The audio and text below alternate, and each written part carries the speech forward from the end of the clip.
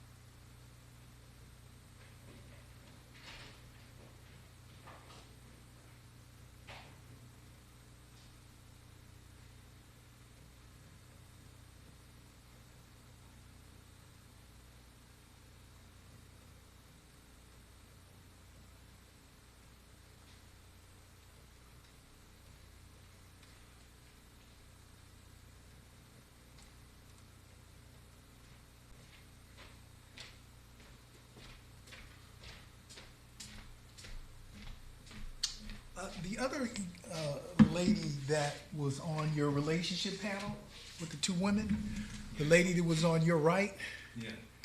I'd like to interview her. Is that a possibility? I just talked to her yesterday. Because she says some really interesting things during that taping, and I wanted to expand on some of the things she mentioned. I haven't even seen the tape. Like, when? I mean, I sent you a link, but yeah. Yeah, she was talking about her shyness and all of that yesterday. I talked to her. She said she was shy? She is. Oh my gosh, she didn't come across that during that telecast. That's She is.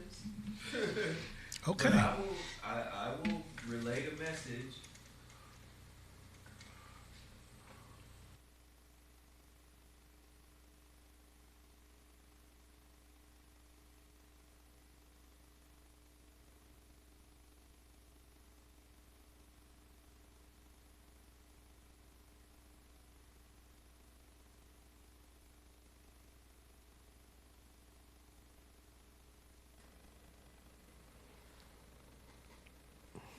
What up? What up, party people in the place to be? Zoe Williams is up in here. This is the first ZoWhat show of 2025. Now, we probably could have did one last week, but that would have been what? New Year's Eve or something? 2 days before New Year's. Yeah, that would have been 2 days before New Year's. But this is the first show of 2025, and I'm really excited to be here. Glad I'm alive. It's a lot going on in the world. You know, a lot happening. Everybody that comes in, can you hit the like button? Can you hit the share button? Can you subscribe? You know, again, we're having an interesting year already, and we need as much support as we possibly can get. This is a weird year already. So let me just do this. Terrorist attacks on New Year's Eve. Before I even get started, let me just do this. AJ Jackson, your package will go out tomorrow, bro. AJ, thank you for your order. I've been shipping out these He Is Risens. My supplier is out of the country. And I think I have maybe 20 bottles left. Listen, He Is Risen is out of control. All right? It's out of control. If you don't know anything about it, He Is Risen was created by Russell Harrison and his nephew, Alan. And if you don't know who Russell Harrison is one of the most respected and lauded herbalists, detoxologists in the world. You need to detox something foul and filthy in your body. This is the guy to go to. Russell Herbals. Now, when you go to Russell Herbals, go to russellherbals.com and sign up for one of his detox programs. He has several tiered programs. And when I tell you, man, it's wintertime, you're going to need that antiviral. You're going to need that anti-plague. You're going to need that Echinacea Plus. It's wintertime. You dig? Dr. Russell is not a joke. RussellHerbals.com, 323-474-5099. That's 323-474-5099. 323-474-5099. Go and holla at Russell Herbals and tell Dr. Russell that Zo sent you. Now, I don't know what the hell YouTube is doing right now, but it's only 70 people in here, and that's crazy.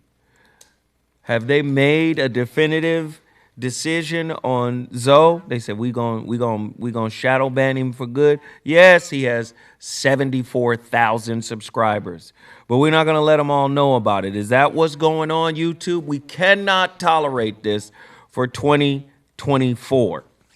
So I need you guys to get active. Or 2025. I need you guys to get active. Hit the like button, hit the share button, hit the like button, hit the like button, share, like, get it. Also, if you want He Is Risen, it is exclusively available on my website. Exclusively available on my website. Go to my website, MrZoWhat.com. Go to my website, MrZoWhat.com. All right?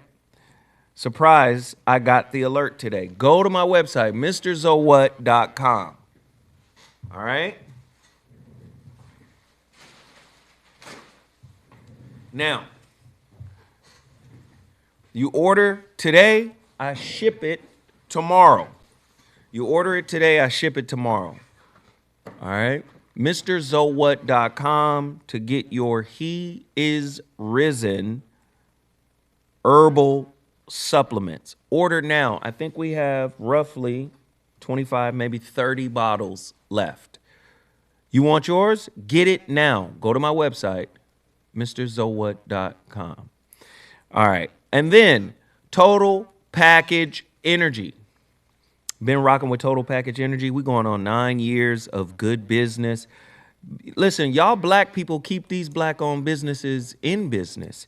And if you have a business, you know, I don't really solicit this that hard, but if you have a black-owned business and you have a little budget to promote, reach out to me. Go to VOR106@gmail.com and say, hey, Zo, I got a coffee shop. Hey, Zo, I got an app. Hey, Zo, I got this, that. Whatever your small business might be, and you want to get some national visibility, you know, from a show that's been around since July of 2012, the ZoWhat show. That's when it started, July 2012.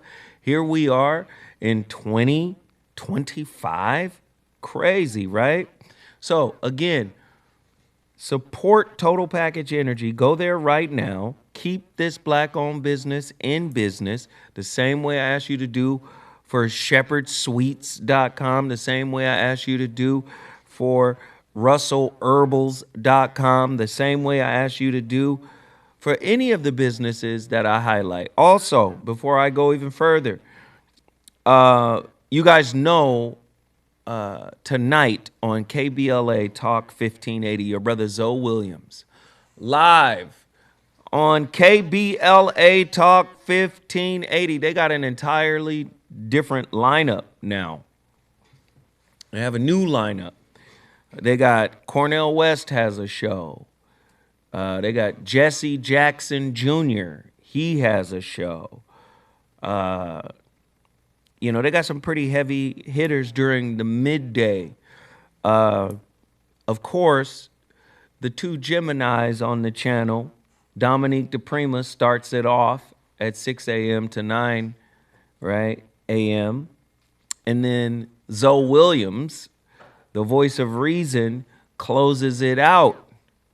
So she starts the day, I end the day of programming at KBLA. I'm from 7 to 9 p.m.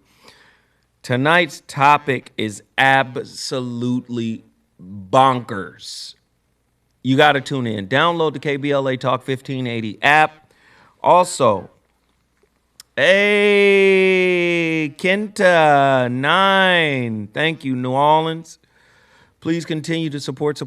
Listen, I have an hour-long goal for the Super Chat. The goal ends in 50 minutes. I meant to tell you guys this. We're looking for 50 people to support this channel. That was our first. That brother was our first, right? He's in New Orleans. Everybody hit the like button. Hit the like button. His name is Kenta97. Brother, if you got a question for me, ask me a question. You already got your shout out. New Orleans in the building. Listen, we're looking for 50 supporters to jump in here, all right? So that's our goal today. And it ends in 50 minutes. So if we can get a goal, if we could get a supporter per minute, we'll hit the goal. All right? We'll hit the goal. Please continue to support. Your brother Zoe Williams is in the building. Let's get these stories started. All right. Y'all heard me talk about this, and me and Dewan, we talked. I'm gonna bring Dewan on next week, and we're gonna talk about this. But I feel like I need to speak on it a little bit right now. Brothers in hip hop, sisters in hip hop. I know battling is a part of hip hop. I know hip hop is a sport, right? And technically a contact sport. I know that.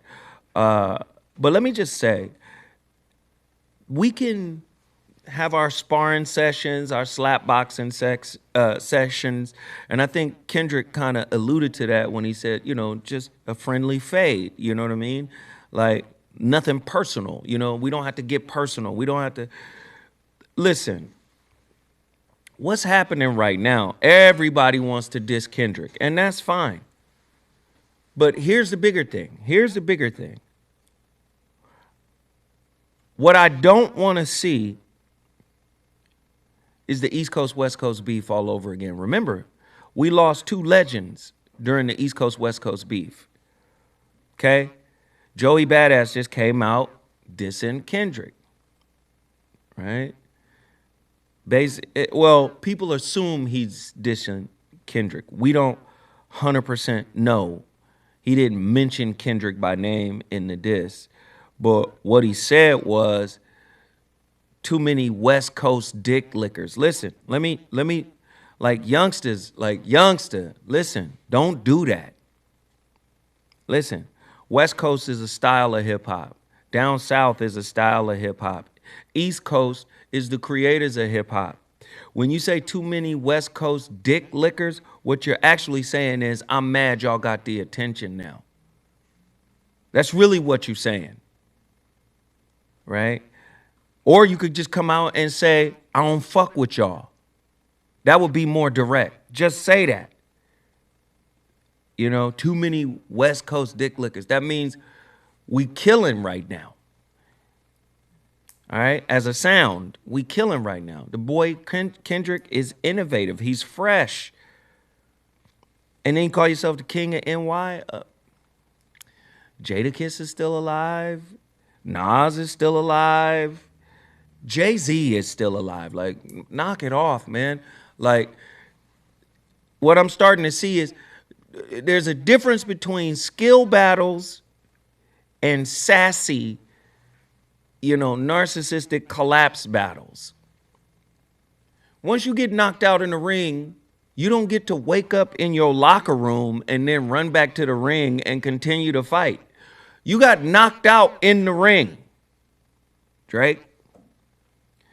So I'm going to come out and put out a little sad ass, whimpering, woe is me.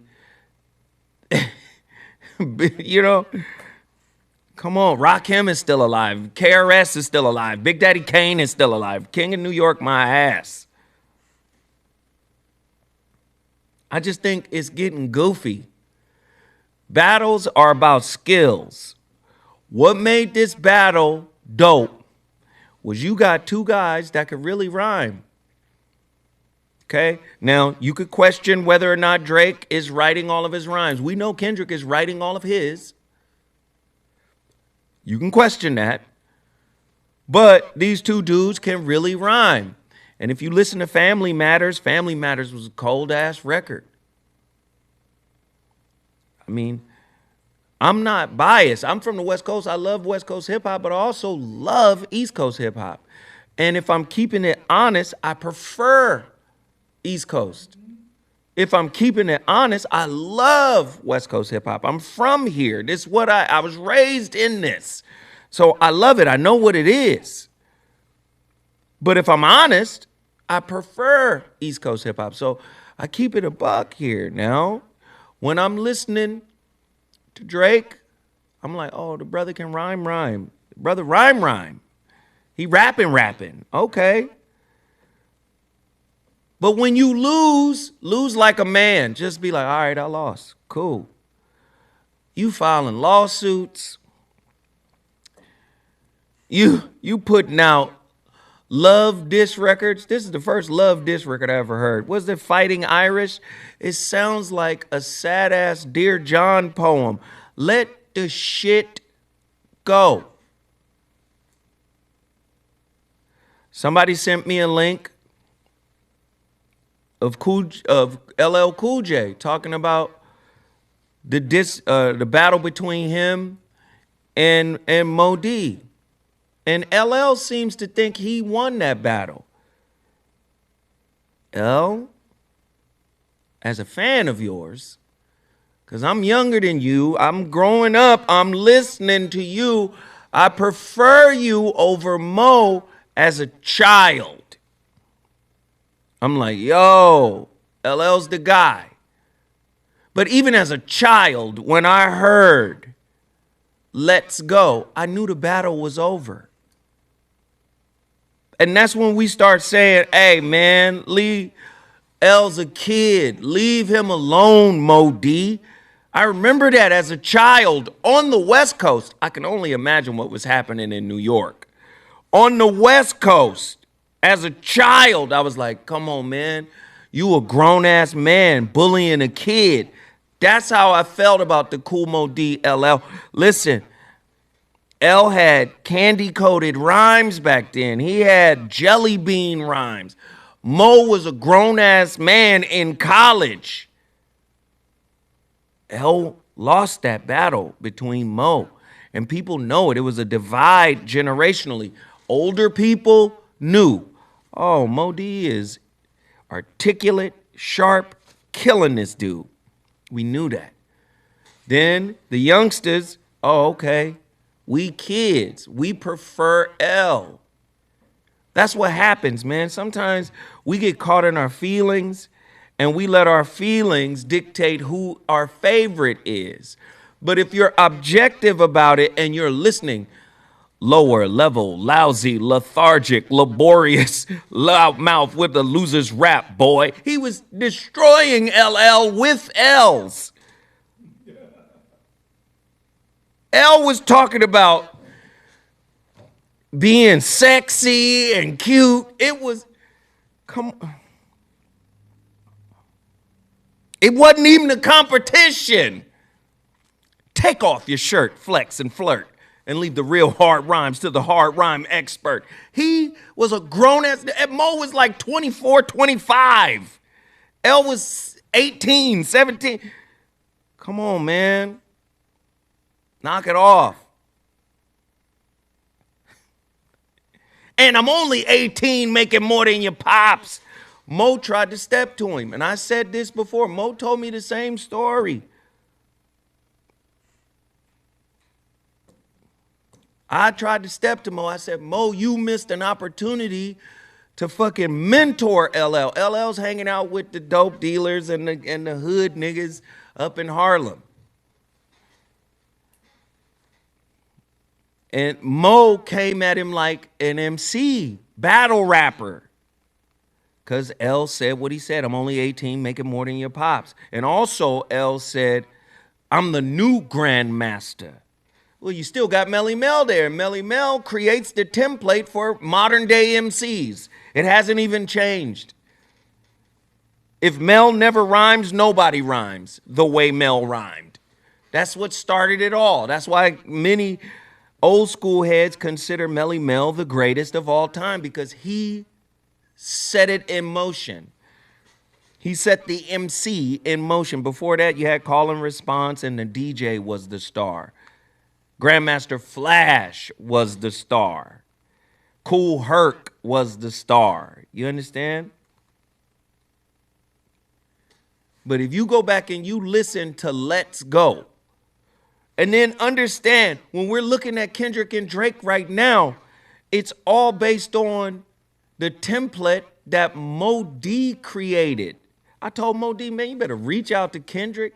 That's like your great, great, great, great, great, great, great grandson over here on the West Coast. What do you mean he's getting from Mo D? Mo D had a setup record. The setup record was designed to do something. It was designed to kill two birds with one stone. I'm going to pull out the youngster because he's young, he's emotional, he's reactive. I'm going to pull him out with this record. But I'm also going to do a record that's going to be crossover. That's going to be pop. Because remember, you got the triad. You got Melly Mel, Grandmaster Cass, and Cool Mo D. That's the first triad of dope MCs out of New York.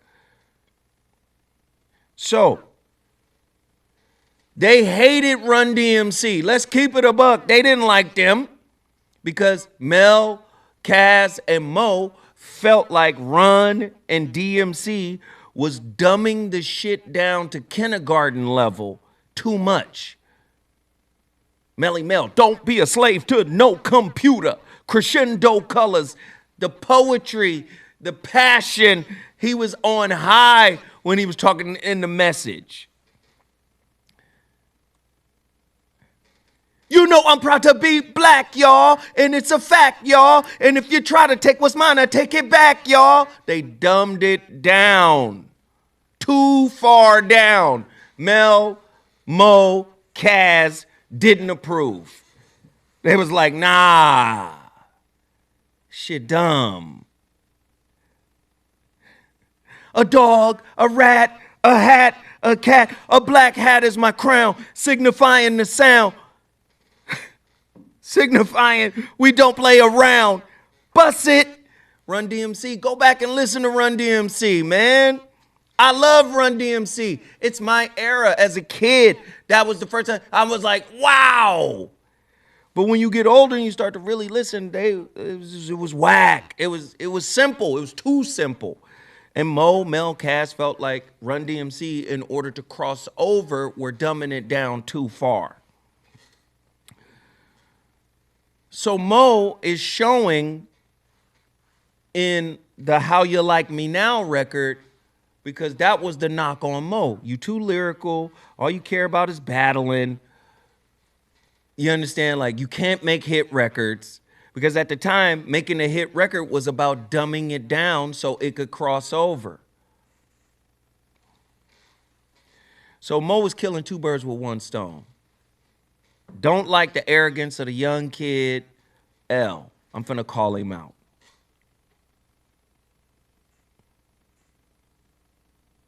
Right? He was telling me about, I guess they was, before L's album dropped. But see, this is what I was telling Mo. You missed an opportunity because L is like a fan. L is a fan of yours. And I'm really disappointed because L don't mention him like that.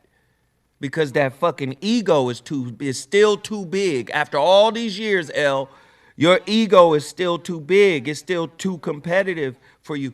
You know, you told Mo, people say I sound like Run, but I got my lyrics from you. I got my lyrical style from you. He'll mention Crash Crew. He'll mention Cass. He'll mention all these other dudes, but niggas in New York know who you rhyming like. You sound like Tila Rock. Tila Rock is the brother of Kool Moe Dee's bandmate in the Treacherous 3. So when we hear, come on, man, you know who you sound like, L. Damn.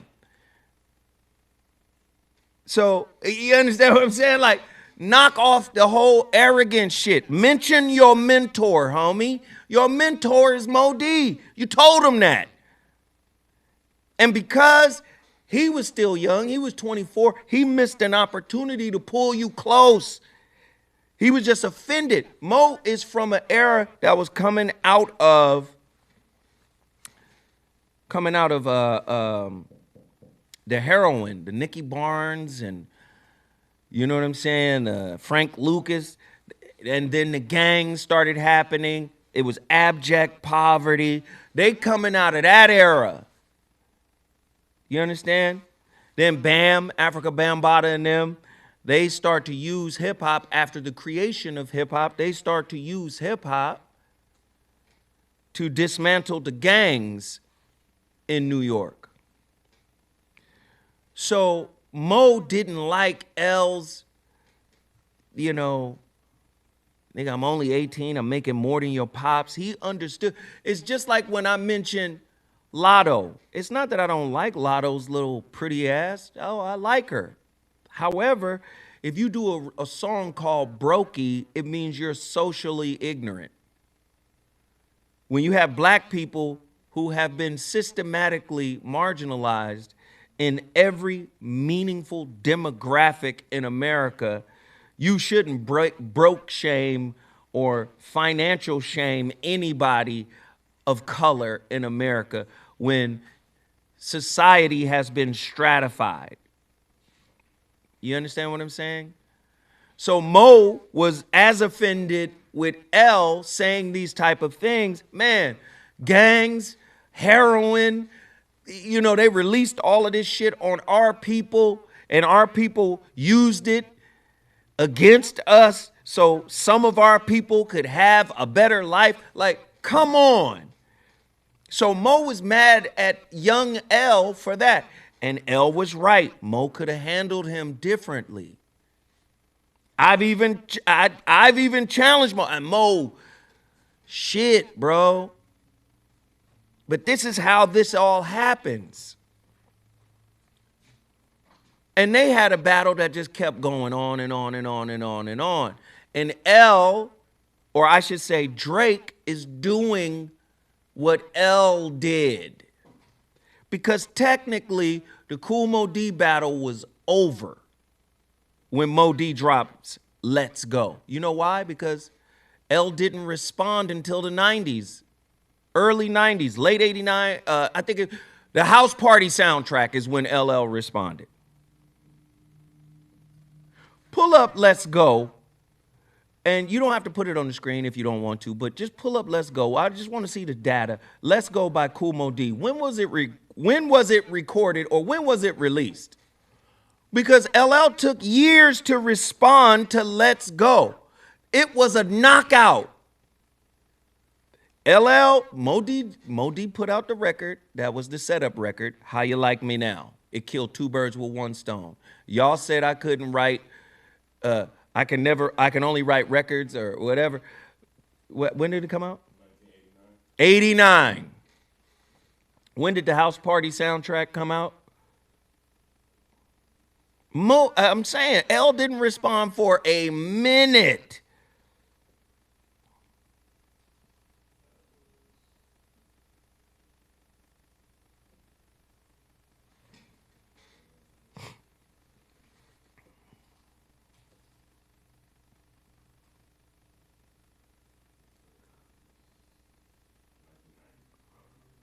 So a year later, L come back a year later on the house party soundtrack with To the Break of Dawn. This is where he disses Mo D, right? MC Hammer and Ice-T on one record. This is why I say they doing Drake and L are similar. And I've always said Drake is the modern day version of L. Because L could battle, L is dope, and he gonna make love songs for the girls. So when I see Drake, I see Drake as a facsimile of LL. There's no LL, we don't get Drake. I'm sorry. Because don't think just because you in another country, you're not pulling from the source of the creativity. Don't think that. Don't think that, right? So, Mo drops Let's Go. Now, keep the succession of records. Mo drops Debate record. How You Like Me Now? What year did that come out? How You Like Me Now? Mo got a hit single. Mo was doing goofy records just to show that people were dumb. He ain't gonna say it, but I'll say it. 87, right? How You Like Me Now is 87. When is LL Cool J's Jack the Ripper? Because Jack the Ripper is on the B-side of Bring the Noise, Less Than Zero soundtrack. 88. So Mo comes with How You Like Me Now in 87. L comes with Jack the Ripper in 88. Milky! And I'm back, my ace in the hole with this brand new track. I'ma slow it up and speed it up, and now I'm gonna beat it up. Listen to the funky beat, cause now I'm gonna eat it up. I did it, but the devil didn't make me. I did it for the suckers who tried to shake and bake me, proving a point that I'm a serious... Anoint me with lots of oil, lots of oil. What the fuck? Go back and listen to them rhymes. Them shits ain't hard. Dead ass. But the energy was milky. You know, L got that energy. So energetic, we was like, oh shit, this nigga snapping. Go back. He is not snapping. And Mo is surgery. The way Mo is rhyming is surgical.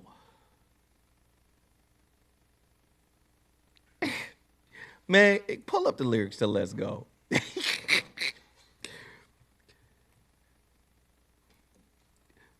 This nigga talking about fucking with your girl and niggas came, homeboys in the house, come on, homegirls in the house, give it up. No disrespect, I love LL. You know what the wackest battle record in the history of battle records is? Nobody wants to believe it, but it's true. It's Mama Said Knock You Out. This is how L fools us. He fools us with energy. Come on, man. The energy is crazy. Don't call it a comeback. I've been here for years. But when you're listening to the lyrics, Old English filled my mind, and I came up with a funky rhyme. Goofy. It's not hard. It's not lyrical. It's not dope. No double entendres. It's all goofy, but it's all energy. So we get caught up with the beat. You know, we get caught up in But the kids nowadays are listening to these diss records differently. Did you hear did you hear what Kendrick said? Like, motherfuckers are saying some of the slickest shit, right? The metaphors, the similes, the double and triple entendres. Motherfuckers is listening different. And motherfuckers is writing different. You feel what I'm saying? Like, come on. Go back and listen to Mama Said Knock You Out. This shit is the dopest, wackest diss record ever. You don't put that diss record as, it's not better than Tupac. It's not better than Ether. It's not better than Jay's. It's not better than I See the Bitch in You. It's not better than No Vaseline. The shit is weak lyrically.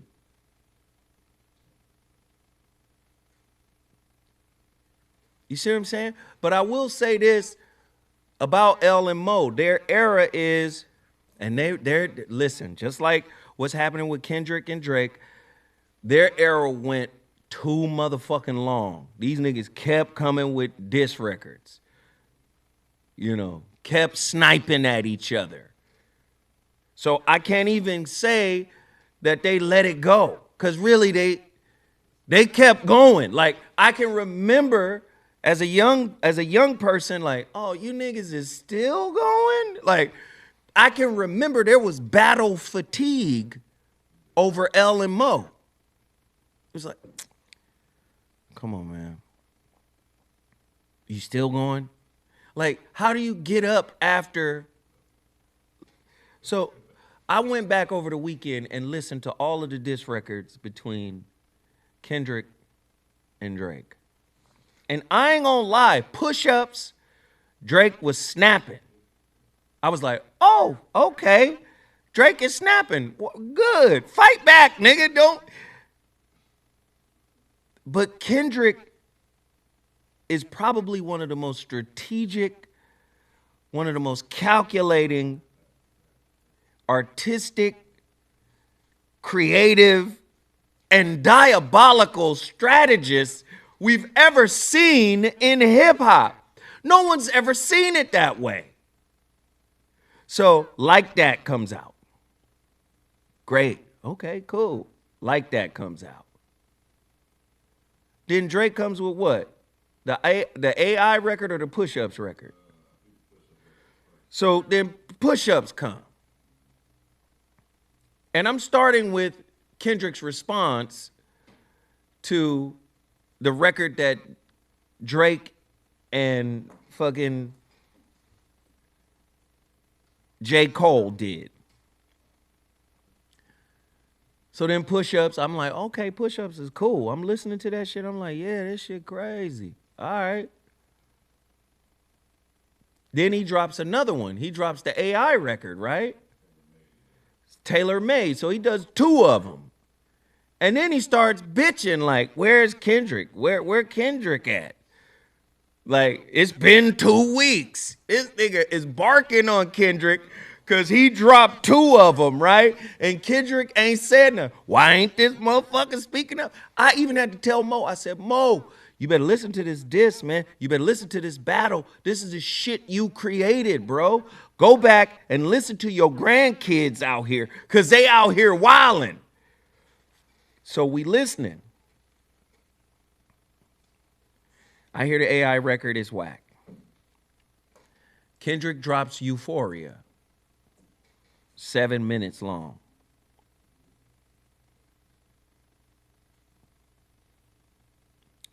Euphoria is crazy. See, let me just say this. Mo D told me this many years ago, and he's 100% right. He said, bro, ignorance, stupidity, and bullshit has a deeper impact on our people than intellect, spirituality, or anything else. And what he said was, the reason why he said this, he said, think about it. He said, if you try to rationalize with your woman, or if you try to rationalize with some nigga in the streets, which has a greater effect, your ability to rationalize with him or a Suge Knight presence. He said, do you think Suge Knight is rationalizing with niggas? And this is at the height, he told me this years ago, this is at the height of Suge Knight. He said, if Suge Knight walks in the room and his woman is tripping, his presence alone is going to shut down anything she has to say, even if she's right. Because his presence is emanating, shut the fuck up before I throw you off the balcony. He said, this society respects aggression, right, and violence more than it does intelligence. So guess what? If I'm listening to all the responses I'm getting from Euphoria, a lot of people think it's dope, but a lot of people don't. But when you say, why is it dope? Why is it not dope? A lot of it has to do with lyrical miracle. You hear him mentioning lyrical miracle. What the fuck is lyrical miracle?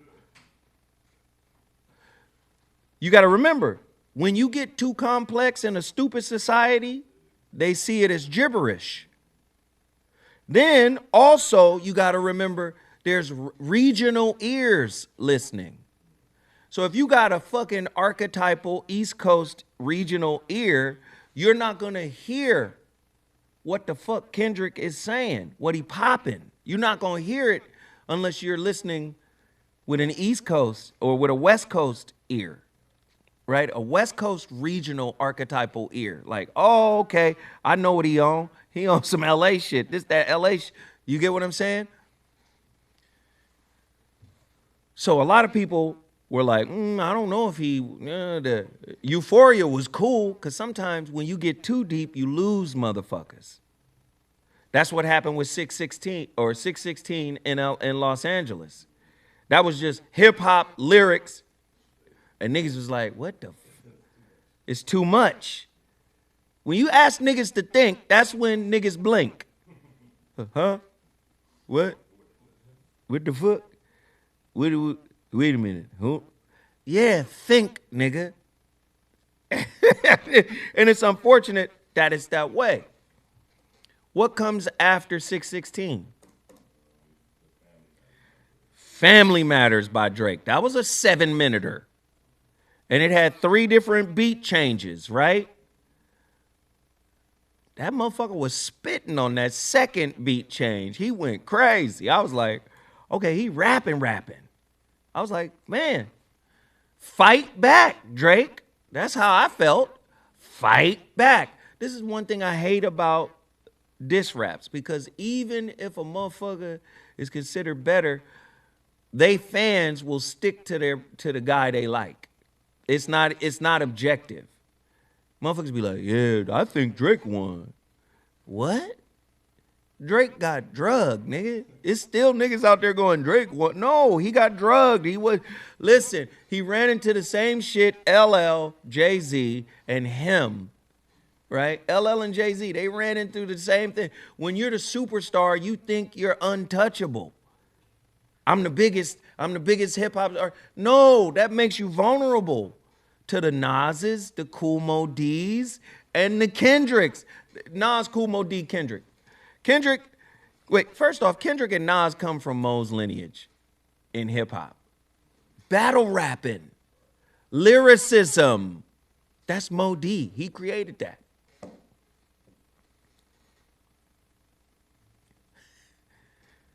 So now what we're starting to see is a motherfucking narcissistic collapse on the part of Drake. When you tug at a motherfucker's mask and you reveal who they really are and they're narcissistic, pull up the definition for narcissistic collapse. Listen, we got 7 donations so far. It's 300 people in here. Please go to my super chat right now. I put it for an hour, but the goal ends in 17 minutes. We only have 7 of 50. Come on, there's only 17 minutes left. I made this an hour long. Can you go to my Cash App? The Cash or the super chat is the $ down at the bottom. Is the $ down at the bottom of the chat? Can everybody can everybody go to my super chat and drop $5? That's the challenge. I asked that 50 people do it. We got 7 people to do it, and we're asking to just drop $5 on the super chat. Go ahead. The definition of narcissistic collapse. An intense emotional response that can occur when someone with narcissistic personality disorder feels their reputation has been damaged. So we're seeing a collapse in Kendrick. I mean, and not in Kendrick, but in Drake. This is a narcissistic collapse. And and then I thought you was my friend. I'm a diss LeBron. You was at his concert in the front row. Listen here, man. We was friends. We spent time. I gave you the cold shoulder. I gave you the cold shoulder in the Hamptons, man. This is a narcissistic collapse. Now, I'm not saying that Drake is clinically diagnosed as having NPD. I'm not even alleging that, because we do know that mostly everyone has narcissistic tendencies. But when this type of shit happens, listen here, man. Niggas is still talking about me. Didn't I feed people? Jay-Z did the same thing. Ain't I the one that they come to? Did not give. Nigga, don't nobody, in a battle, don't nobody care about charity, Jay. Jay did the same shit. Ain't I the one to help? No, nigga, you helped yourself to an ass whooping. And then, what did he do? Try to change the narrative on Nas. Well, mine was better produced. I had the better record. Yeah, my beat was better than Ether. None of that shit matters. In the diss record game, whoever got the coldest diss wins. This motherfucker dropped Family Matters. Kendrick didn't even wait. It was 20 minutes. Niggas was still digesting, like, ooh, Drake he finally done stepped up and made something okay, this meaningful right here. This might be something. Oh, shit, Kendrick dropped. And not only did he drop, he dropped in an atypical manner. What is atypical? I keep trying to tell y'all. A lot of you niggas don't know what creativity is, don't know what authenticity is, don't know what new shit is, because you're conditioned to respond to the archetypes. Archetypal hip hop. This is why niggas like J. Cole. I done said this before. J. Cole is Nas and Jay-Z all in one rapper, but not as good as either one of them. And when I say not as good, I don't mean J. Cole can't write. J. Cole's pen is fucking crazy. But I'm talking about in terms of impact. He's an archetypal MC, meaning you're familiar, nigga. That's why we will sign you. You're familiar. You're not transcendent. A&R listen, back in my day, you had to be different. You had to have some special je ne sais quoi, some special intangible. And I'm not saying the nigga ain't talented. What I'm saying is he's an archetype. He's an archetypal MC. Where's he from? West Virginia? West Virginia, East Coast? You're influenced by the East. You sound like the East. You rhyme like the East. This is why you can work. Archetypal. It's the same thing that happens in Hollywood. If you go in to try to pitch a motherfucking TV show, you got to say some shit that's familiar and new. So the TV show that I have in mind, it's Martin meets Family Feud. You see how it comes together? That's how you pitch some shit. You can't go in there with some brand new shit that they ain't never heard of. They're going to be like, whoa, what the fuck? Why? Because the human mind is programmed. Niggas over there have a type, have a taste, have a template. So when they hear Kendrick, I don't like the way his voice is. This shit too West Coast for me. Nigga, we on the West Coast fuck with y'all out the gate. Y'all was regional than a motherfucker. And we fuck with y'all. We fuck goofy ass Run DMC. Listen, man, when I was a kid, I couldn't escape. I love Run DMC, man. When I got older and started listening with a different ear, I said, what the fuck kind of Ricky Ticky Tavi goofy shit was this? We fuck with all of it. Fat Boys, Heavy D, we loved all y'all. We didn't go, them niggas got an accent. I don't like their accent. The fuck? Come on, man. Can we keep it real? Can we?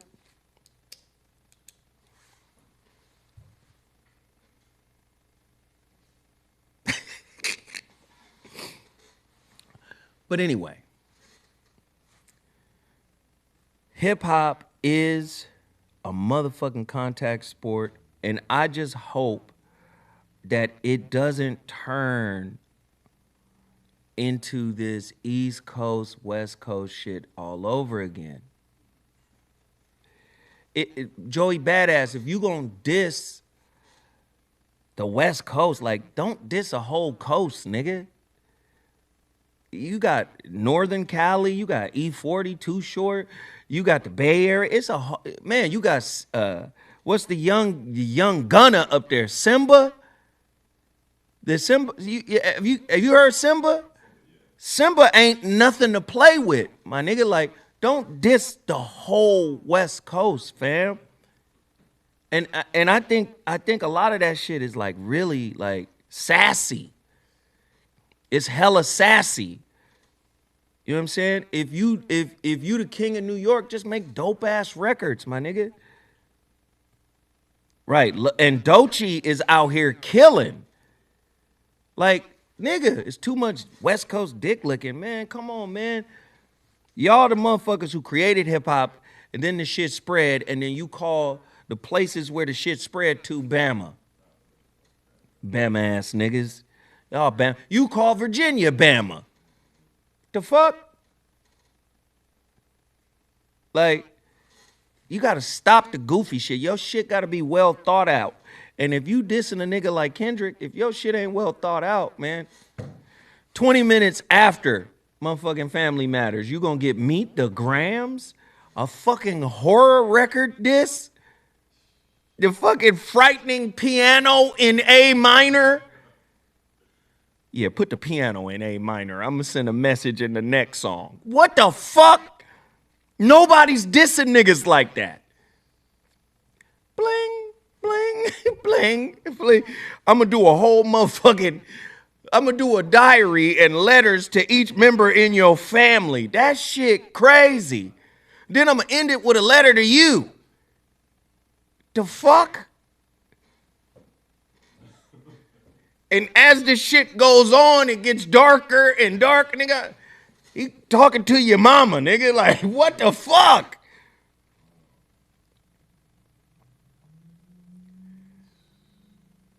Then I'm going to pop out with the summer banger. The next day. I ain't even going to let this song breathe. I'm going to pop the next day with the summer banger. Not like us. Everybody just went crazy. The fuck? You're seeing a narcissistic collapse. Man, don't believe in your persona. The same persona that this system builds up is the same persona they will tear down. I want you to understand that. All right, let's keep going. All right, here we go. I'm sorry, I just had to bring that up. I didn't mean to go on a tangent. Hey, can everybody hit the super chat right now? Also, you can go to my Cash App. Moderators, if you guys put my Cash App in the super chat, please go to my Cash App. If you guys don't want to use the super chat, we tried to get to let's see, where are we? It's only 7 minutes left on this super chat challenge. We asked 50 people to drop $5. There's 338 people in here, and we only got 8 people to support. If you want to just send it to my Cash App, you can go to my Cash App, which is $ZoWhat Netter. We'd appreciate whatever you could do. We'd appreciate whatever you could do. I'm doing this really quickly because I want to wrap. I think they're getting ready to do some more virus shit. What is this human, what they call this? What is HMPV? China steps up monitoring amid new virus outbreak. Why do they always start in Asia? In China specifically? Now, I didn't think about it either until just now. But why is it always happening over there? Authorities in Beijing have downplayed a surge in cases, which comes 5 years after the world first was alerted to the emergence of COVID-19. China is experiencing a surge in infections of a respiratory virus, leading to reports of overcrowded hospitals, new monitoring measures, and public concerns of an outbreak, an imminent outbreak. The virus, identified as human metapneumovirus, has seen cases spiking across northern Chinese provinces this winter, particularly among children. The outbreak comes 5 years after the world was first alerted to the emergence of a novel coronavirus in Wuhan, China, which later turned into a global pandemic with 7 million deaths reported.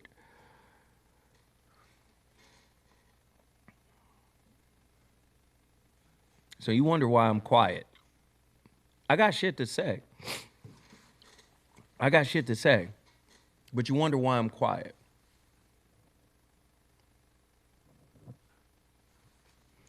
I'm always telling y'all, man, like, stay quiet, stay out the way, and don't be moved by what you see. I'm not saying that there aren't truths in the media, but there's also a lot of lies, right? A lot of misinformation. So how do you ascertain what is real and what is fake? First off, Google made a lot of people's lives very simple. But Google is filled with lies. That's what people don't understand. Google itself is filled with lies. We got 4 minutes left. 4 minutes left on this. Hey, Brett Watson, thank you. Soul Power, aka Gamed Up Kennels, thank you. We got 4 minutes left on this drive that we're trying to do. Hit the super chat button, which is the $ button down at the bottom. We got 4 minutes left, 3:59 and counting. But again, Google is filled with lies. Listen, sometimes you got to buy, or not even buy. I don't even think you can buy this. You got to be enrolled in some school somewhere. When you're enrolled in school, like college, at the college level, what you'll find is you're going to have access to databases, college databases, where there is peer-reviewed articles. Most of the shit you reading on Google is not peer-reviewed by nothing. You understand? Hey, Wilk Montley, thank you, brother. 3 minutes and 10 seconds counting. Thank you. But you understand what I'm saying? Like, Google, you thought I got answers. Okay. You probably got answers to basic shit like, what's the Toronto Raptors record? Like, you got some basic, but in terms of news, in terms of facts, we don't know what's going on. We don't know what is the purpose of fake news. Could fake news be used as a propaganda machine?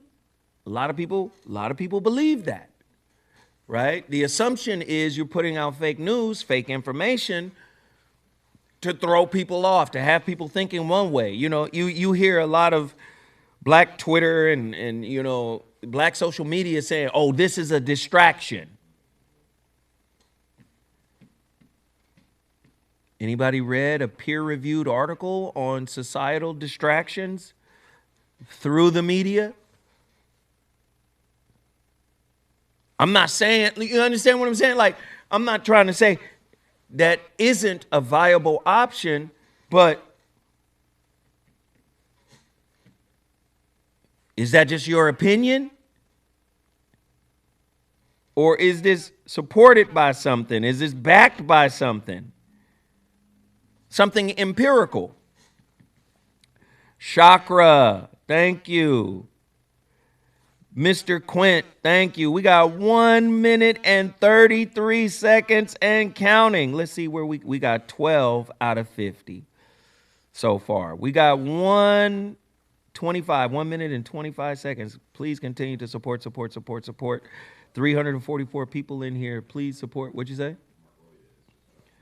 Mark.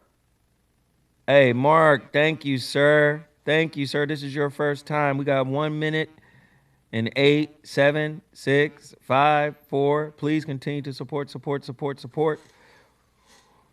So, yeah, what does that have to do with this? I don't know. What I do know is at the beginning of this year, New Orleans got hit with a terror attack by apparently a homegrown dude who got radicalized after being in the military. But there was another event somewhere else, right? Vegas. At the Trump Hotel with a Tesla involved. And both of these guys, served together somewhere. Now, I'm not saying what it is. And I'm not saying what it ain't. But shit look hella strange, right? And believe me, they have to accelerate things. It's a new world. The new world order is here. We got 13 out of 50. That's what we did. The goal is over. We got 13 out of 50. Now, if you want to go to my Cash App, please support my Cash App. My Cash App is $ZoWhat Netter. We got Lloyd Hinton who just jumped in here. Thank you, Lloyd. Lloyd is always here, always supporting. We appreciate you, good brother. Thank you. But yes, think about what's happening, man. Like, I tend to want to just stay low key and say nothing because you never know what might be being planned. But shit is happening in America. Goofy shit. And we got to worry about a nigga suing somebody over a diss record. Instead of just taking an L. Oh. Then people get mad. Say, Zo, man, you just a conspiracy theorist. This shit ain't always like that. Okay, Apple's Siri snooping settlement could mean money for customers. Here's what to know. Apple has agreed to pay $95 million to settle a lawsuit that accused the company of turning its virtual assistant, Siri, into a private investigator, a snoop that eavesdrops on the users of iPhones and other trendy devices in a betrayal to its long-standing commitment to personal privacy. You've seen it. Every time you mention some shit, it pop up on your feed. And now Apple has finally admitted, yeah, this shit do that. Only the wisest and the stupidest of men never change. Wow. Confucius. You feel me? So you talking about conspiracies. Oh, this is a distraction. Right there. Apple gotta pay. Now, What I'm hearing, 95 million. You know how many people? What does that average out to? 50 cent? $1? $5? Ain't no real. $95 million is not a lot of money when you look at the billions of people who have iPhones. So if agreed to, of course they agreed to pay $95 million. That's not a lot of money. It's not like one person is going to get $95 million. That's spread out over hundreds of thousands of people. People going to be getting a $5 check for their phone snooping. Nasheed Waters, what up, sir? What up? What up? Let me see if anybody hit my Cash App. My Cash App is on deck right now. Please support. Let me shout out everybody. We got Edward Burton. We got Willie Johnson. We got Dana Dorsey. We got DeRue Smith. We got L.S. Jefferson. We got Booby. So we got 1, 2, 3, 4, 5, 6. We got 6 Cash Apps. Please continue to support the Cash App. I get the Cash App instantaneously. Of course, with the Super Chats, I don't get it until sometime next month or this month or whatever. So please continue to support. Go to my Super Chat or my Cash App right now. My Cash App is $ZoWhat Netter. And drop a 5 spot. Do that. Somebody said maybe $20 the most to iPhone users. It's chump change. Exactly. Yeah, it's chump change. Yeah, they listen. But they're admitting something that's pretty big here. Somebody said, "Hey everyone, I was late getting in the chat. Did he mention Don King $3 billion lawsuit?" Nah. Pull it up. What did Don King do? You know Don King is a gangster, been a gangster for a long time. He gonna get his money. Now Don King gonna find that money.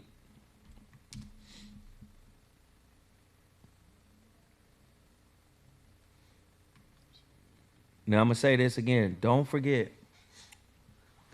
Go to my Cash App. No, not that. Download the KBLA Talk 1580 app. And we be wanting people to leave comments on Apple Podcasts, Spotify. Leave your comments there. So he's actually being sued for $3 billion. They saying they trying to sue Don King. Read it to us. What did he say? Legendary boxing promoter Don King slapped with a $3 billion fraud and defamation suit over Rumble in the Jungle 2. So, Rumble in the Jungle 2? I guess he might have, Yeah, it says, let's see a little bit more. It says, Don King, known for his work with the great Muhammad Ali, Mike Tyson, has been named in the civil lawsuit alleging fraud over a failed bid to resurrect Rumble in the Jungle 2 as an homage to Ali's famous bout with the undefeated heavyweight George Foreman in 1974. So I guess he was playing off of that. Said it was going to be a second one. Kept collecting. I'm guessing. I don't know. Listen, I don't know. Do the math, Zoe. They all got to split them shits. I hear y'all. He ain't got $3 billion, so why would you ask for $3 billion from somebody who ain't got it? He got money though, but I don't know if he got $3 billion. That's interesting, very interesting. Everybody hit the like button. Hit the like button. Subscribe. Let's keep it going. The Apple lawsuit. Skip Bayless. Oh my God. Skip Bayless accused of offering Fox Sports employee $1.5 million for sex in a bombshell of a lawsuit. Skip Bayless, a longtime sports commentator and former co-host of Fox Sports 1's Undisputed, was sued by a former hairstylist with the network and accused of offering her $1.5 million for sex and inappropriately touching her. No, what is her name? Noshin Faraji, Noshin Faraji, alleged that the 73-year-old Bayless, whose hair she cut after getting assigned to the Undisputed Show, gave lingering hugs after each haircut, putting his body against her own, pressing against her breast, according to the lawsuit. He then began to kiss her on her cheeks. The lawsuit continued. Miss Faraji was uncomfortable by the physical contact and would make excuses to leave right after the haircuts. Faraji worked part-time for Fox Sports from 2012 to 2016 and full-time from 2016 to 2024, according to the lawsuit. Bayless, the lawsuit alleged, also told Faraji that he'd change her life if she agreed to have sex. She repeatedly denied his advances, according to the lawsuit, and told Bayless she did not date at work.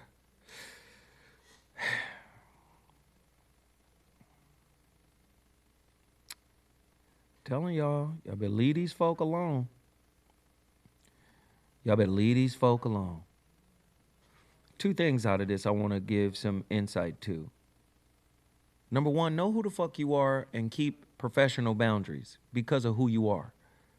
Know who you are and keep professional boundaries because of who you are. That's number one. Number two, because of who you are, no matter how you try to pimp it, play it, game it, no matter how you try to lay it out, whatever blueprint you give to somebody in that context, that working context, they're going to use that against you at some point. That's why it's more important to have professional boundaries because of who you are. Just understand, I don't care if it's an NDA. Puffy had NDAs. I don't give a fuck what it is. No matter whatever the blueprint you have to try to extrapolate what you want out of a situation, somebody's going to leverage that shit against you. Regardless, because of who you are. Now, that isn't giving anybody a green light to try to use their motherfucking power. All of this is alleged. We don't know what the fuck happened. But I'm always the person, what was that old saying? I forgot the old saying just that quick. I thought of it and then it left. But I'm an old motherfucker who has this belief. Nigga, if you wasn't there, you wouldn't have been in the accident. If you wasn't there, the shit wouldn't have happened to you. And we get so caught up in let's go there, let's do this, let's be, and when the fucking tsunami happens, y'all remember that tsunami? And you saw the video of motherfuckers standing there looking in the horizon like, say, why the beach so long?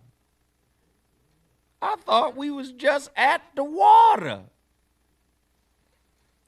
You there. And then the looks on their faces when that water start coming back in.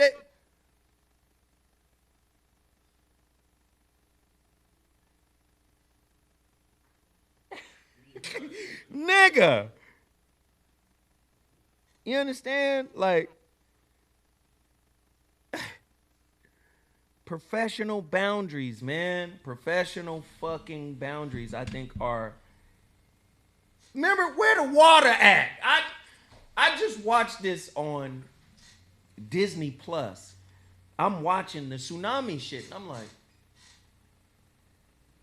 It's crazy. niggas is doo-doo-doo-doo-doo. Fat, white, untanned. Dee-dee-dee. Doo-doo-doo. Da-da. Da-da-da-da-da-da-da. They out here fucking around. Just, you in an exotic part of the world, my nigga, like, doo-doo. Da-da-da.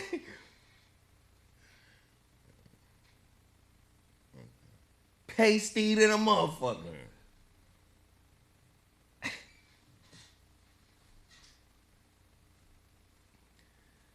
Then all of a sudden, the beach grows. Because know, when you at the water, you at the water, my nigga. There. The beach grow by 200 feet. What the fuck? You there. How do we get 200 feet more beach? Shit is being revealed. This shit is normally underwater. What? Coves and shit. Like, what is?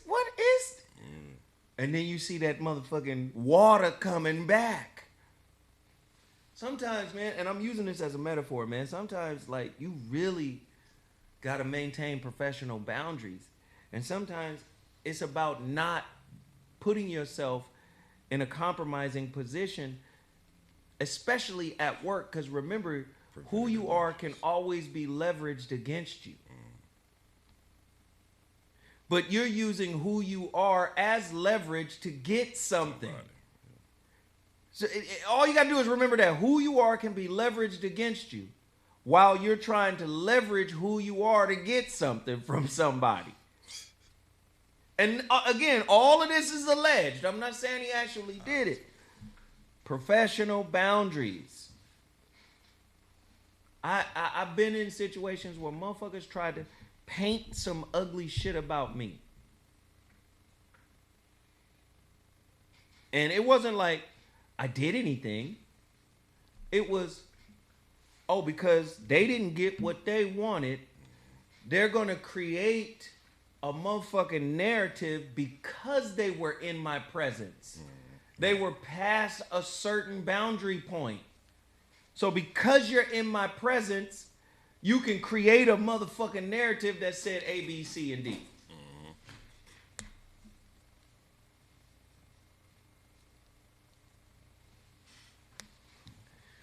When people are in your presence that don't mean you any good, just know you at the motherfucking beach. just know you at the new part of the beach that just got revealed because some shit is on its way back. Just know. It's all alleged. I don't know anything about it. It's all alleged. Let me shout out anybody else who may have gone to my... Am I tripping, or didn't they say Joy Taylor was part of that lawsuit as well? The other Fox. Come on, we got the story. It seemed like all of them. It ain't just, come on. We got the story now. Joy Taylor. Her name was added to it too. And this, the way it's written, it sounds like it's the reverse of Skip. Mm-hmm. Fox Sports personality Joy Taylor, Skip Bayless, and Executive Vice President Charlie Dixon have been named in a wide-ranging lawsuit alleging workplace misconduct, including sexual harassment, assault, and improper use of authority to exploit employees. The lawsuit was filed by former Fox Sports hairstylist Nashushin Faraji. I can't get that first name. Who worked with the network from 2012 to 2024. The allegations are detailed across 14 claims, including 6 class action complaints and 8 individual complaints. Allegations against Skip Bayless, we already read those. Let's see. Allegations against Charlie Dixon. Let's see. Continue reading here. Fox Sports executive president Charlie Dixon is also a central figure in the lawsuit. Faraji claims that during a Fox Sports birthday party, Dixon grabbed her buttocks without her consent. Professional boundaries, dog. Your ass is out there on the beach. The water is collecting, allegedly. This incident, she alleges, was emblematic of a broader culture of harassment within the network. Faraji says she reported the incident to Joy Taylor, one of the network's prominent hosts, but claims Taylor dismissed her concerns, reportedly advising her to get over it. Here go the allegations against Joy Taylor. Joy Taylor, a 37-year-old host on FS1 and a key face of the network, is also named in the lawsuit. Faraji alleges that Taylor was romantically involved with former NFL player and Fox Sports analyst Emmanuel Ocho, and engaged in a sexual relationship with Dixon to secure her position at the network.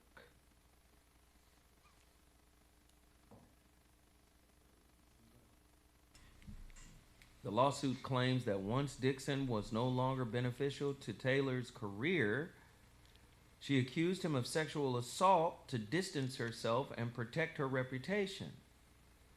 Faraji claims suggest a complex and troubling dynamic in which Taylor allegedly exploited her sexuality to advance professionally while failing to support colleagues facing harassment. Joy Taylor's alleged crimes are the opposite of Skip Bayless. Mm-hmm.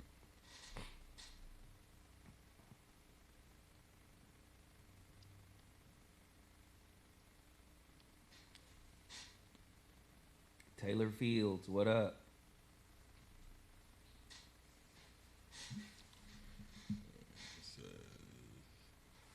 Why is there a double standard? See, we've seen Diddy, we've seen a myriad of sexual lawsuits against prominent people. If they're guilty, throw them in jail. I got a granddaughter who's 6 years old. I have a daughter, you know, an adult daughter. I got sisters. I got 2 sisters. I got a whole slew of nieces. If they do some fucked up shit, okay, send them to jail. Got it. Right? Got it. So this is not me caping for anybody that, you know, the R. Kellys and all that. But I wonder how the media is going to deal with the Joy Taylor piece. Because you can pimp yourself to get to a certain level in life. Now, I don't mean to bring this up, but I'm going to have to. A lot of people say that's what Kamala did with Willie Brown. And a lot of people is like, it's none of your business. They're both consenting adults. She's grown. She was able to leverage that relationship and get do you understand what I'm saying? But the flip side of that is sexual harassment. Because Skip Bayless is, I'm saying from a gender perspective, Skip is saying, I can change your life. But isn't that what Willie Brown said? Yeah. I mean, and in the reverse, Joy Reid is saying... in reverse. Joy Taylor, I'm sorry. Joy Taylor is saying... I want my life changed. I want my life changed, and this is what I will do to get it. Isn't that the casting couch? Hey. And all of this is alleged. And these are just pontifications and questions and ruminations. We're not saying any of this is true. But for the sake of discussion, are not the claims in the allegations against Joy Taylor the invert of what's being alleged of Skip Bayless? I'm trying to have an intelligent conversation, guys. I'm not accusing any of these people of doing anything. I don't know anything. And like I said before, who knows? All of this could be fake news. Who knows? Vanglorious87 says it's only harassment if they don't want it. I hear you. Keep going. Let's talk about it. Let's talk about it. Let's talk about it. Make it worse. Pull up Angel Reese. Angel Reese. I got a 20-something-year-old daughter, man. She deleted her Instagram because, you know, New Year's Eve, just a few days ago, you know, she feels like people are over sexualizing her. But did you see what she was wearing? And this isn't to say that she can't wear what she was wearing. Like, but you have to understand, you live since time immemorial. We live in a black and white society that has struggled to see shit through the lens of gray. We live in a black and white society. So I need y'all to understand, if in one way you want to feel sexy and you want to step out and you want to do your thing, this is professional boundaries again. I would advise, don't post none of this shit on social media. If you're going out with your guy and you want to look extra sexy for him, it's New Year's, y'all want to chill, y'all got some shit planned, cool. You go out, you don't post your look. Now, if the paparazzi catch you, then that's another story. Cool, you out there. But you don't pop it. But when you pop it, it's like you're participating in the shit you don't want. Because you can't filter who's going to respond, who's going to react, you understand what I'm saying? You can't. So as a dad, I'm like, if my daughter showed up in that, I would be like, first off, my daughter's 25. She just turned 25 in December. So it ain't really shit I could say as a dad. You got a jacket? I mean, you going out, right? You got a coat? Here, take my coat. You understand? It ain't really shit I can say. But I would have the conversation about, okay, especially if you're a social media person, you're an influencer, we can argue and say that this is a celebrity. We can't argue. She is a celebrity. Yeah. She is a social media influencer. She's all of that. Yeah. You understand what I'm saying? And she's a professional basketball player. Mm-hmm. So again, if you're coming out in the streets, not even, first off, social media is the streets. Right. And you post it.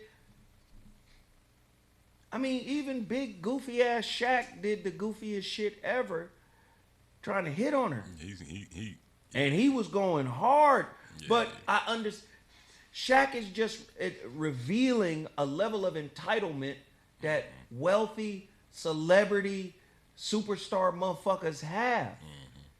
They can come at them like that because the people or the women around them in that age group or whatever age group it is, the women in that field understand what it is. Mm-hmm. Back to Joy Taylor. She know what it is. You got to get down to get on. That's the mentality. Are you getting down to get on? Do you see what I'm saying? Oh, yeah. You got to get down to get on. Somebody said, how old is she? She's 22 years old. So Angel Reese has this energy of looking like she's about to get down. That's why Shaq was so inappropriate. And I'm not justifying Shaq. He was wrong. He got a daughter. Mm-hmm. He got daughters. So he should know, like, that ain't cool. Because Shaq would be hella sideways if somebody came at his daughter that way. You see what I'm saying? Mm-hmm. But because you at a certain level and you got a certain amount of bread, you know that a lot of what 50 Cent said is true. Get the money. The hoes come with it. Mm-hmm. Get the money first. That's what 50 said. Get the money first. The hoes come with it. So again, if you don't want to be treated that way, you have to realize how you're presenting. Right. And that isn't to say you don't get to be sexy. That isn't to say you don't get to have a certain level of independence. That doesn't say that, but you have to be mindful of who you are in the world, and you just being you creates an attack from people that are jealous, envious. This is me as like an uncle or even a dad. I would be like, look, you gotta be hella careful out here in these streets. It's hella predators out there. Now, Shaquille was like, y'all should wear booty shorts.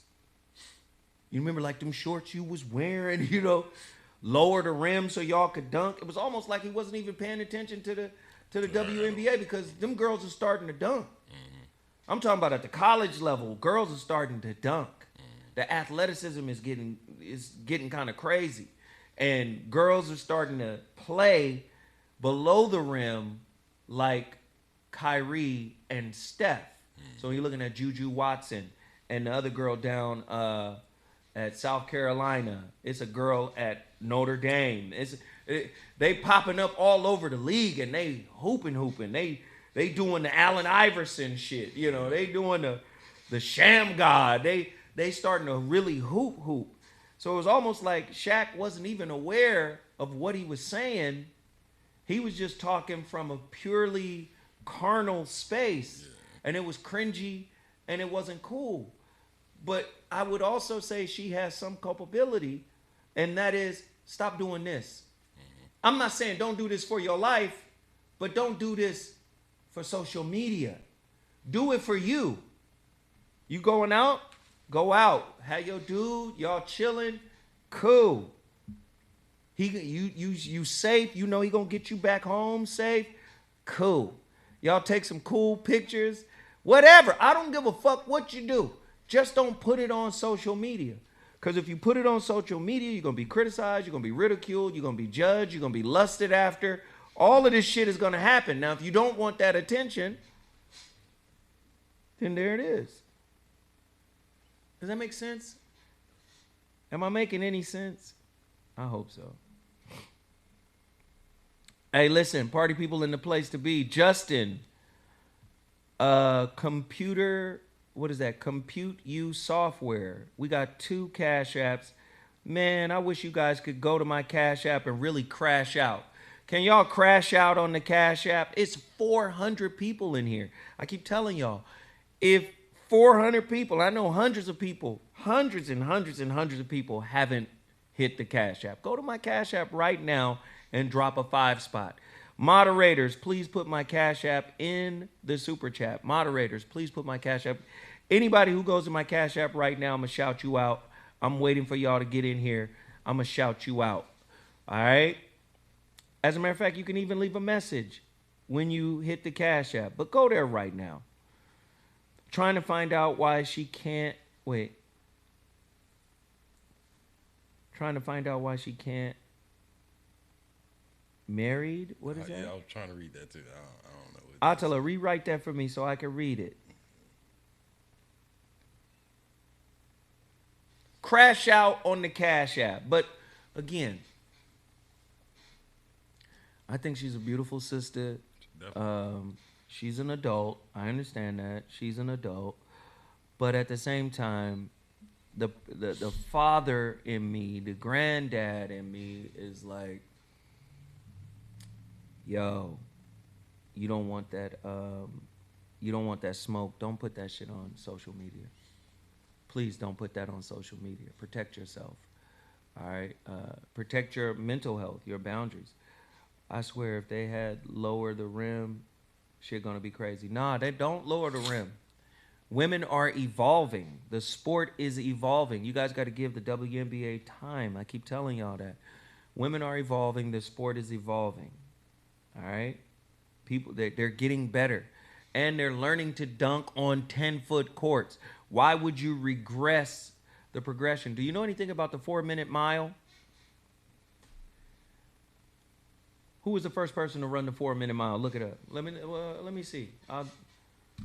Who was the first person to run the 4-minute mile barrier? Roger Bannister was the first person to run the mile in under 4 minutes, in under 4 minutes. Run the mile in under 4 minutes. Run the mile in under 4 minutes. Roger Bannister. You know why that's significant? Because for millions of years prior to that, nobody was able to break the 4-minute barrier. Now, everybody. So what that's called is collapsing a vector. Once somebody accomplishes some shit, then everybody can do it. You feel me? So you're asking the WNBA to regress. If you see women that are dunking right now on 10 foot, in college, and more women are doing it. Remember, Cheryl Miller did it, but a lot of other women weren't able to do it because Cheryl Miller was motherfucking a ball player and her ass was athletic. Cheryl Miller was well ahead of her time. Remember, Candace Parker did it, but Candace is what, 6'6", something crazy. So again, now you're starting to see more and more women dunk the basketball on a 10-foot court. So again, once that vector is crossed, you don't want to regress them by saying, okay, now go down to 9.5 feet or go down to 9 feet. Don't do that. They're going to continue to evolve. And remember, in early women's basketball, it was something special or considered an edge for women to train against men, to play against men. That's how a lot of women back in the day would have their edge. That's commonplace now. That's normal now. So I believe that the WNBA is going to continue to evolve. It's going to continue to expand and grow. And I just give them time. All right? Just give them time and allow them to do that. Let's see this, too. Shannon Sharp, according to the Tribune, January 7, 2025, Shannon Sharp addresses lawsuits naming Skip Bayless, Joy Taylor, and others in Fox Sports. Shannon responds to lawsuits alleging misconduct at Fox Sports, distancing himself from claims. This is alleged too. I don't know who wrote this. I don't know what they own.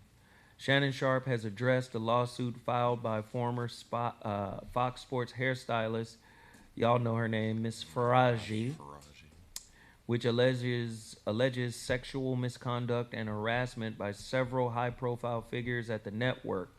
The lawsuit names Skip Bayless, Joy Taylor, and executive Charlie Dixon among the defendants, alleged, with allegations including unwelcome physical contact, sexual advances, and an offer of $1.5 million for sex by Bayless.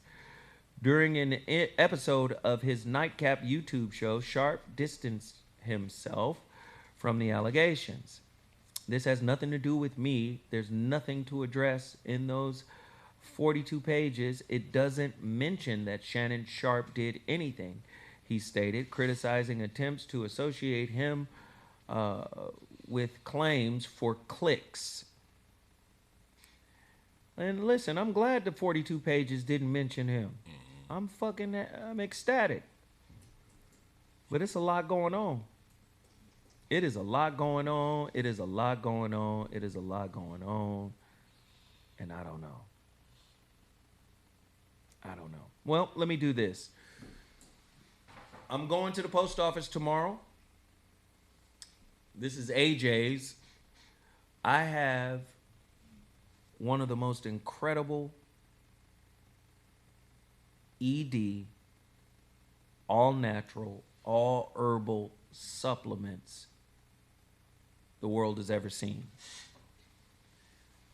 I'm getting people hitting me up from all over the country telling me how this RZN, why do we call it RZN?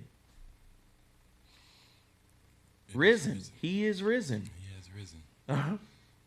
Russell, Zoe, and nephew. He is risen. Oh, okay. That's dope. Listen. Unc be like, don't put me in there. Yeah, I ain't mad at him. He is risen. If you want to get your he is risen, all natural. No headaches. No sped up heart palpitations. No stuffy nose. This is all herbal. None of that stuff happens with this. All right? This is the real deal. Dr. Russell is the one who created it. You got a picture of Dr. Russell? Put him up there. Dr. Russell Harrison is the one who created this. No, these definitely Lazarus pills. When I tell you, I swear to God, I feel like Frank Lucas. I feel like Nino Brown. People see me at the cigar lounge. People see me and be like, yo, you got more? You got more than? Hey, you got them? You got them dying? Lloyd Hinton, thank you, brother. KTB, thank you. Alonzo Scott, thank you. Justin, thank you. Man, you guys are rolling. Can we keep y'all rolling on my Cash App? $ ZoWhat Netter. I want to shout out everybody. Edward Burton, Kashi, Kashe, J.D. Jimerson. Come on. Edward Burton twice.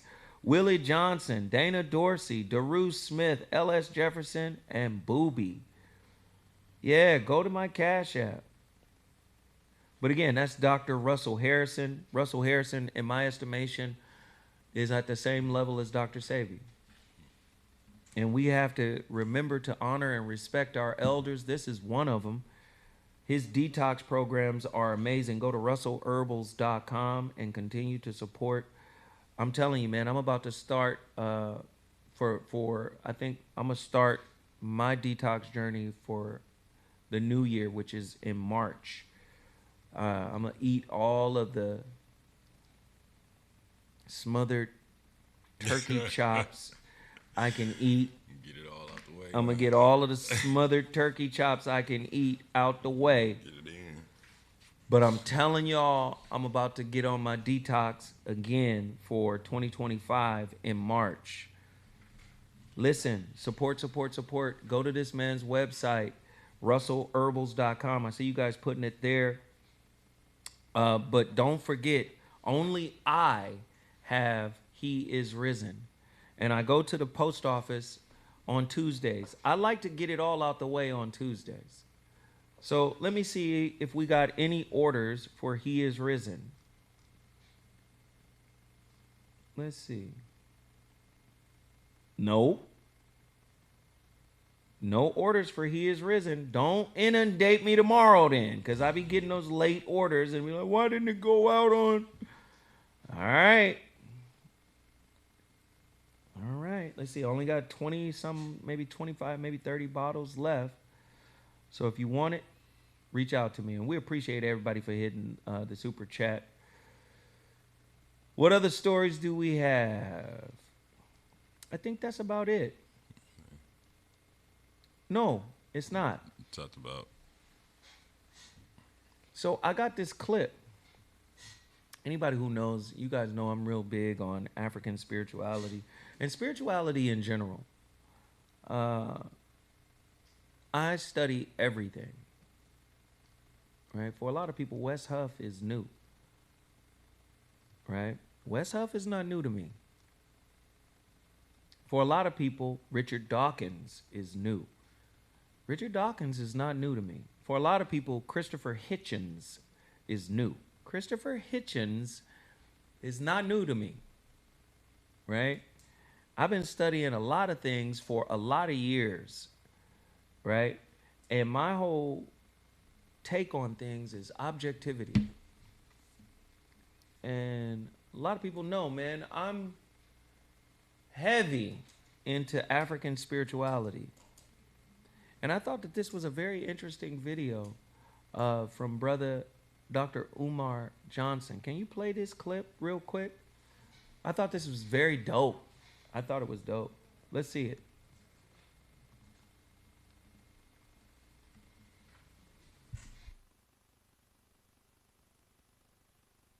Shango. Shango is probably the most popular male Orisha or divinity. Shango is the divine impersonation of leadership. He's the king, he's the ruler, he's the emperor, he's the Oba, he's the ladies' man, he's handsome, he's the good orator. When he shows up for the party, everybody want to dance because Shango is here. He represents masculine leadership. His element is thunder, lightning, and rain. When it rains, Shango make it rain. God gave him the ability to make it rain. When it thunders out, if you're a child of Shango, they often give his offerings when it's raining, thundering, or lightning, because he strikes like lightning and his voice is like thunder. Shango is the supreme leader and politician. He's a warrior, but he seeks to be diplomatic. If he can solve a problem without fighting, he's going to solve a problem without fighting.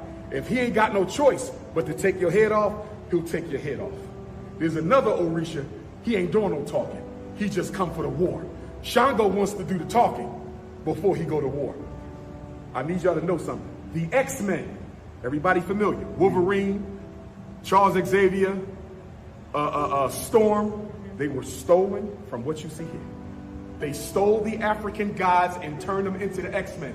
Charles Xavier, what is his element? Consciousness. Obatala. Aquaman, what is his element? The water. Olokun. Thor with the axe. What is his colors? Red and gold. What is his weapon? The double-sided axe. What is Shango colors? Red and gold. What is his weapon? The double-sided axe. They stole our gods and turned them into the white man's superheroes. Hiding the truth in plain sight. Yes. Brainwashing everything. Yes. So that's Shango. So Olokun is water. Obatala is consciousness. Orumila doesn't have an element. His element is the universe. It's God consciousness. Shango is rain, thunder, lightning. Here go another blue and white. What's the difference? Olokun is the owner of the water. The opposite.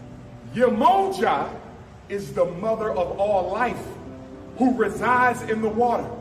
Every baby is carried in your stomach in a sack of water. They say when her water broke, the 7 seas was created. She's the mother of all life. Everything that lives came from this feminine energy. She is the great divine mother of everything that lives. She's not the water. Olokun owns the water. She resides in it. And whereas Olokun is at the bottom, where the dead ancestor bones are, where nothing lives, you can't see down there. She's at the top, where all the fish and the whales and the shark. She's where the life is created. Right. This is her, the great mother. She's also associated with third eye. Dreams, perception. I could feel something ain't right. My stomach told me. That's her. Her number is 7. This is her sister, which metaphorically means associated spirit. This is Oshun. Notice the colors of Oshun are the same colors of this school. Right. Because she's the ruling divinity of this campus.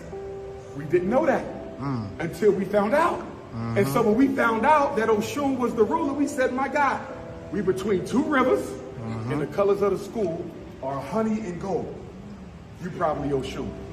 Look at the colors you got on. And let me tell you what Oshun is.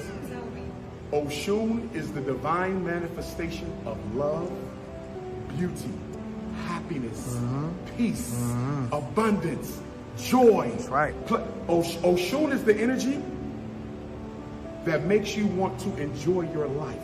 It ain't all about working all the time. Sometimes you want to sit back at the beach and just relax, read a good book, make love to your loved one, spend time with the kids. That's her. She's the sweetness in life. That's why honey is her element. People who suffer from depression, suicide, they got to spend a lot of time with her to lift their spirits up. I feel like quitting. I feel like dying. I feel like taking my life. That's Oshun. Go to the ocean. Excuse me. Ocean is her. Salt water is Yemoja. Big Mama. Oshun is the river in the lake. You're not feeling right? Get you a jar of honey, the biggest jar you can get. Take it to the river.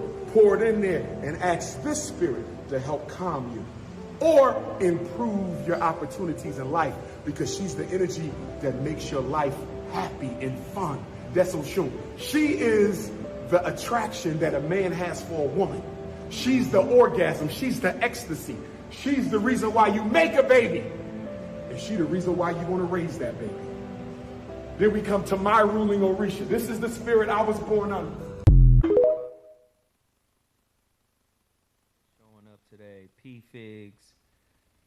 Thank you on the Cash App. P Figs, KTB. Thank you. You guys showing up for the first show of 2025. I hope you guys enjoyed that clip. The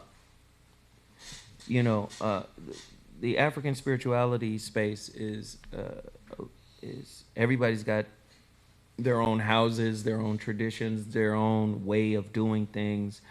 And sometimes it gets in the way because there's this natural inclination to want to criticize.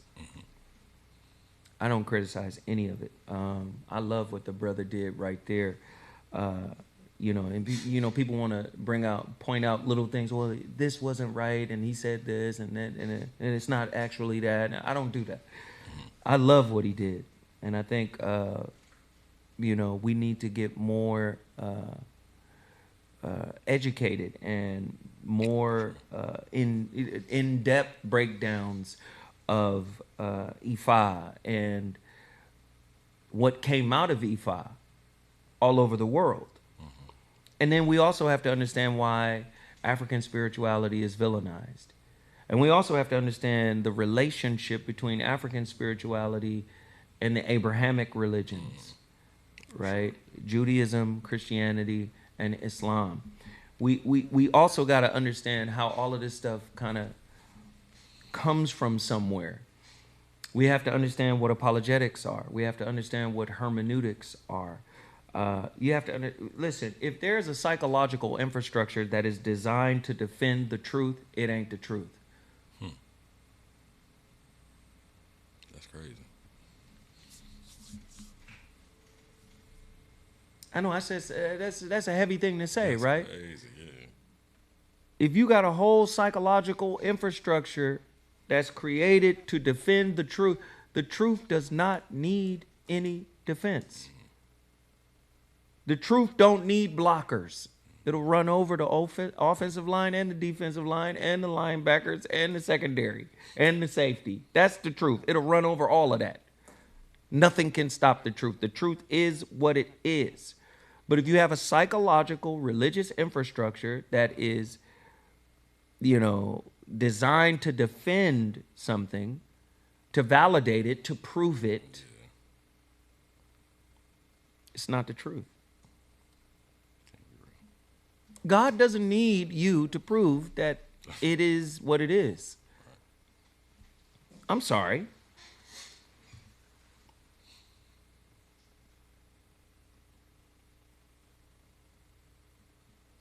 Human beings ain't shit, right? Human beings ain't been shit for a long time.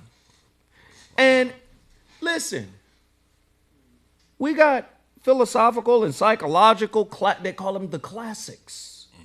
Kant, right? Immanuel Kant, philosophy, right? The philosophers, these were savages. Yeah, the Renaissance period, the intellectual period where we are expanding our intellectual prowess. We are the thought leaders of the world. We will manifest destiny because God has imbued us with this high level of intellectual profundity and acumen that allows us to be the natural leaders of the natural world. Straight barbarians, my nigga. Straight barbarians. We know that God exists, for we have a modicum of grace for you, being the savage that you are. I know you don't understand what I am saying because that's the world we live in.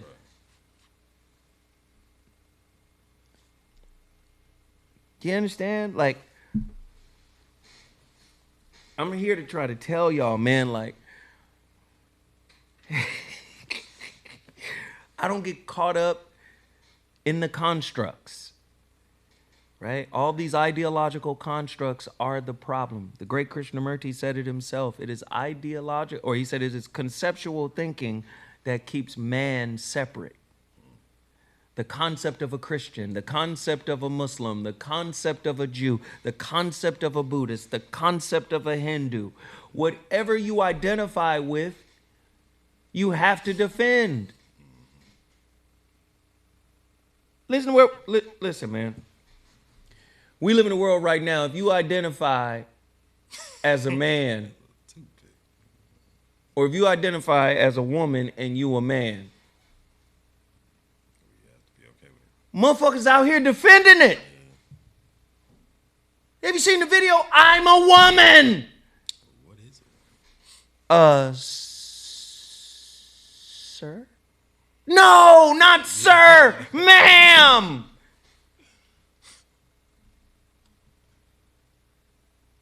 Got the veins popping out right now. Whatever you identify with, you have to defend. Whether it's psychological, whether it's gender-based. Do you understand what I'm saying? You have to defend it. That's why you should be very careful of what you identify as.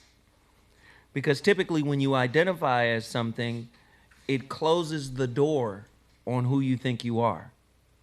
So how can you become more? Right? What if there's a piece of knowledge that is outside of what you identified with? Now you got to jump through all these psychological hoops and try to integrate it into that. Let me open the door and pull it in here. Wait a minute, hold on. You see Christians do it all the time. They'll use science to validate the belief, right? Let me pull this piece of science in because we agree with this piece, but we don't agree with all the pieces. But this piece right here, absolutely, this proves the whoop-de-whoop. And then close the door back. Conceptual thinking keeps us separate. You think because you have fiat currency that you're better than your brother. Fake money that the government prints up out of thin air doesn't make you better than your brother who doesn't have access to the fake money you might have access to. Now, it's fake money. That's why they call it fiat. It's not real. But because it has a real impact on your world, you somehow believe that you are better than your brother or your sister, which goes back to the original, this is a callback to the original conversation of the show. Brokey, Lotto. Understand they built this society to keep your people down. You base your success off of their name brands. Louis Vuitton, Gucci, Prada, Fendi. How is it that the people who so desperately want to be like you create a brand that gives you self-esteem? That's because you've lost your sense of self. Do you see?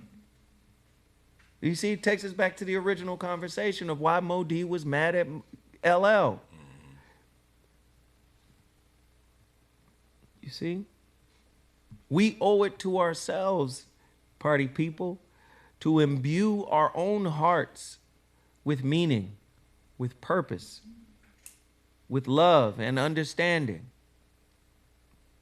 How long do they get to keep stealing shit?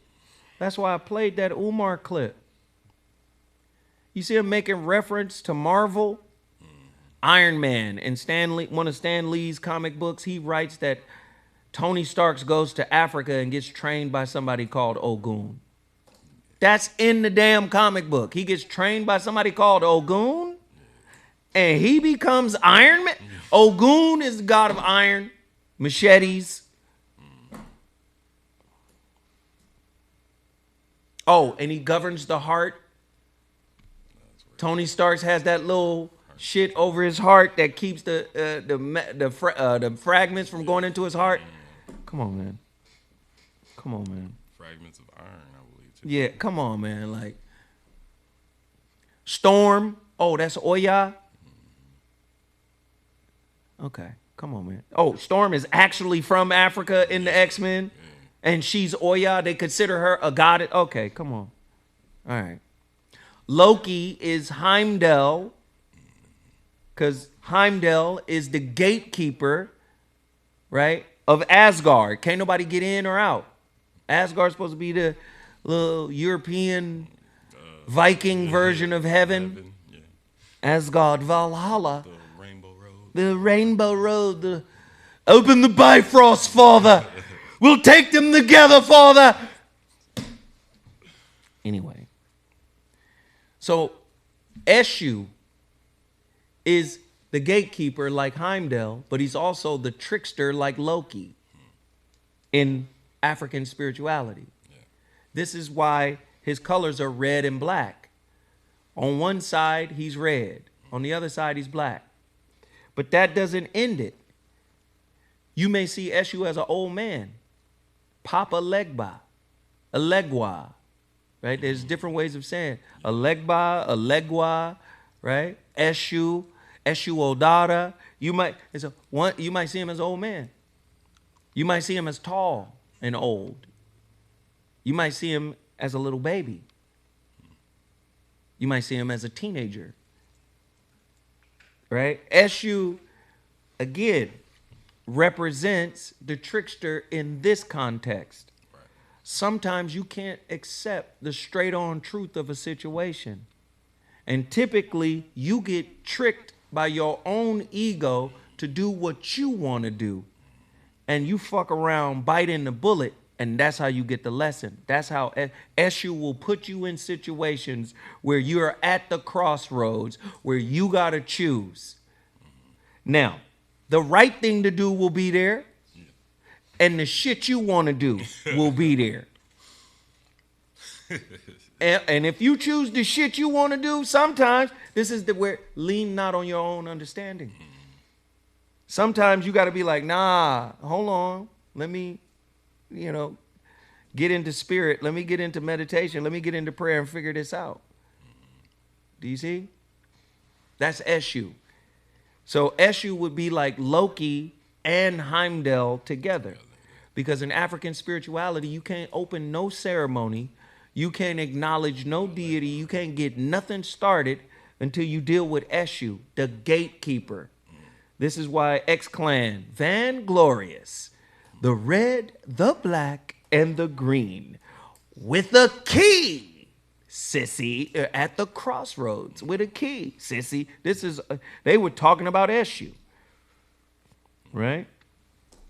Now, white folk went to Africa. You already know this. And named Eshu the devil.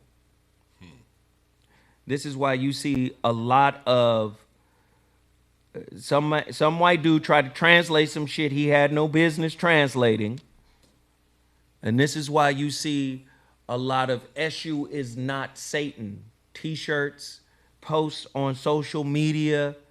Yeah. They're saying Eshu is not Satan. Yeah. Because with white folk, they always got to have an equivalent to their definition of shit. First off, your version of Christianity is your version.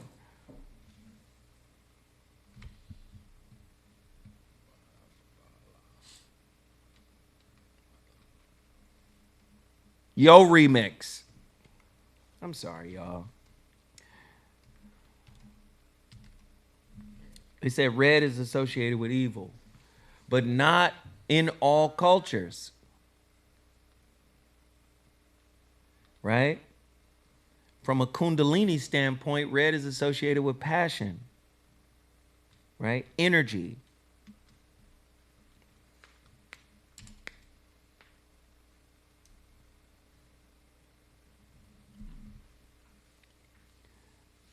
No, you're 100% right, Attila. Duality does not suit spirituality well because spirituality is ambiguous. Like the deeper you get into spirituality, the more ambiguous it gets.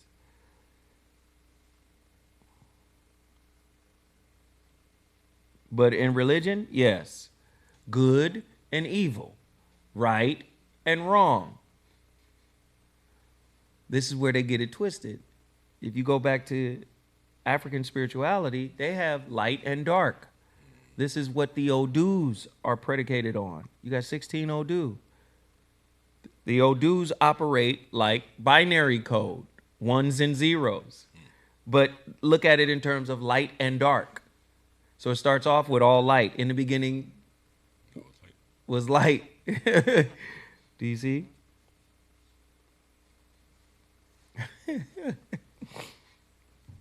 So you get light and dark.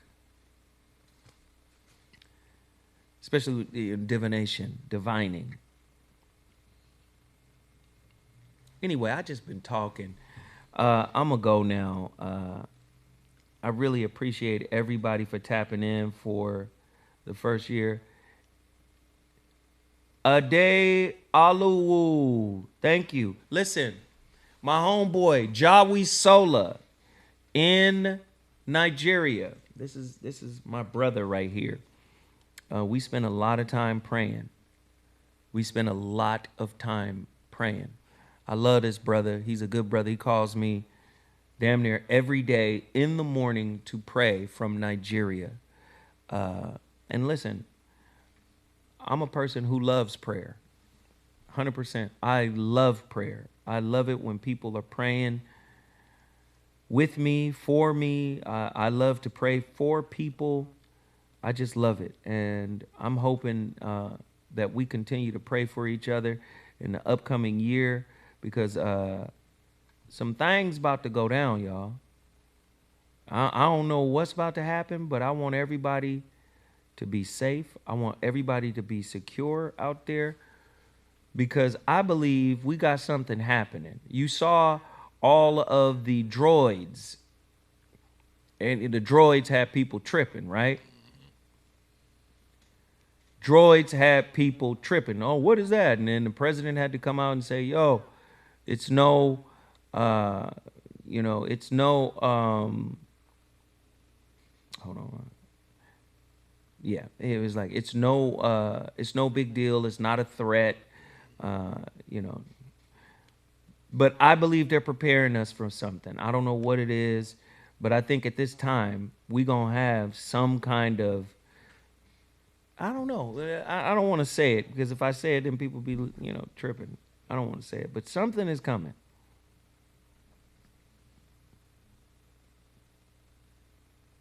I don't know what's coming, but something's coming. Can everybody hit the like button? Hit the like button. We're about to get up out of here. I appreciate everybody for tapping in. I appreciate everybody for showing love. Today was a good day. It's going to get even better. I want you guys to go to my not my Cash App. I want you guys to go to KBLA Talk 1580 tonight. Again, I want to say that, let me ask Attila, should I say what the topic is on here? What do you think? I kind of want to tell people what the topic is, or should I just wait and post it on my Instagram? Post it on your Instagram. If his name is Jawi Sola, I'd guess he's Yoruba. Yeah, he's Yoruba. He's a Babalao. Tracy Brooks, thank you, seafood. Nothing but love. No, I shouldn't say it. Okay. So meet me back here at 7 p.m. Pacific Standard Time. If you're on the East Coast, that's 10 p.m. Trust me, tonight's topic is absolutely bonkers. It's absolutely bonkers. I want to thank everybody for extending the $5 that they did on Cash App. If you haven't done it yet, you could do it right now. Go to my Cash App, $ZoWhat Netter. We appreciate everybody. Again, remember, don't forget, he is risen. If you want your package sent out tomorrow, powerful ED herb supplement, better than anything out there, trust me. Get it now. Go to my website, MrZoWhat.com, if you want that. And that'll be about it. Hey, I'm Zoe Williams. I'll holler at y'all later on tonight. Deuces.